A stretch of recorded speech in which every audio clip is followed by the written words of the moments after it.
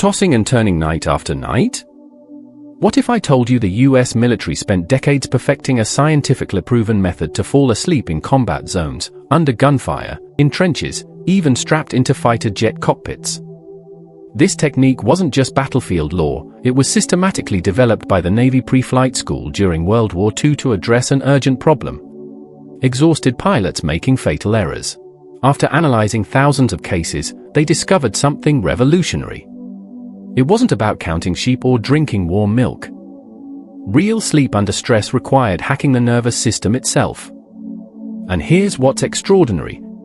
Declassified documents show 96% of trainees mastered it within 6 weeks, even with adrenaline pumping through their veins. Tonight, you're going to learn this same protocol, upgraded with modern neuroscience. Let's begin with your face, the secret control panel for your stress response. When Navy researchers hooked pilots to EEG machines, they found tension in the forehead and jaw directly stimulated the amygdala, the brain's panic button. But when subjects deliberately relaxed their facial muscles, not just trying to relax, but using the precise sequence I'll share, their brainwaves shifted to alpha patterns within seconds. Here's exactly how they did it.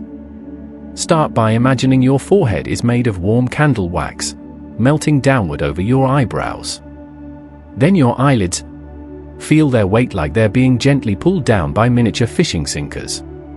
Your jaw should separate slightly, tongue resting heavy on the floor of your mouth. Now we move to the shoulders. What Army manuals call the sandbag drop. Picture yourself carrying 2 invisible sandbags over your shoulders. On your exhale, let them plunge to the ground, taking every ounce of trapezius tension with them. When shoulders fully release, they send inhibitory signals up the vagus nerve, essentially force-quitting the fight-or-flight response. Next comes limb liquefaction, a term borrowed from Marine Corps sleep training. Start with your dominant arm.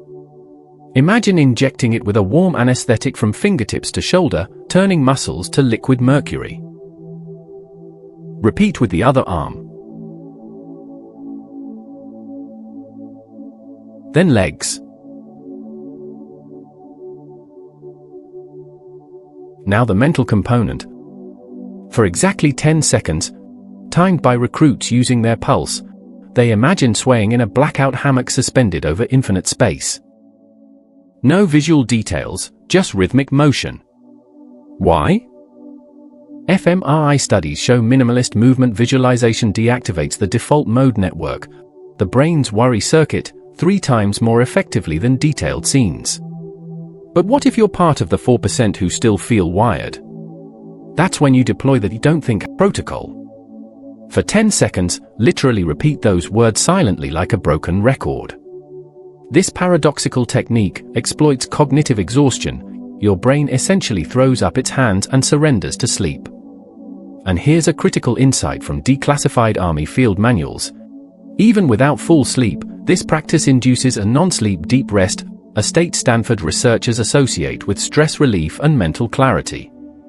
And declassified military studies show consistent training can slash sleep onset time to under 5 minutes, even in high-stress environments. When British Special Forces tested this during covert ops, they found 30 consecutive nights of practice reduced sleep onset from an average of 8 minutes to just 113 seconds. Your mission? Commit to this drill nightly. Track your times. Observe how your body learns to trigger sleep on command, not through force, but through physiological precision.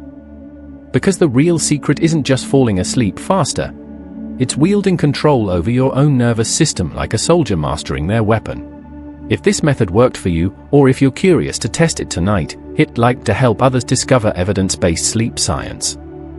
For deeper dives into neuroscience-backed techniques, subscribe and turn on notifications. We publish new videos 2 to 3 times per week. Until next time, rest well, and remember, smart sleep is science, not luck.